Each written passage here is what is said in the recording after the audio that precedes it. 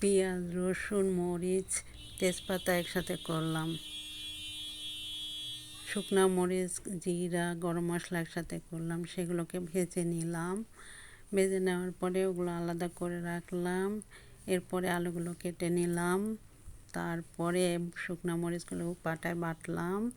তারপরে পেঁয়াজ রসুনগুলোকে ভেজে নিলাম। এগুলোকে আবার মশলা পাটায় বেটে মিহি করে নিলাম।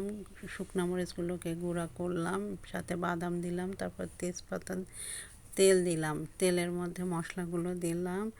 এবার মশলাগুলো দিয়ে একটু নাড়াচাড়া করলাম। তারপরে একটা ডিম ঢেলে দিলাম।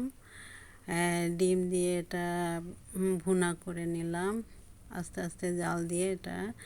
তারপরে আলুগুলোকে দিলাম।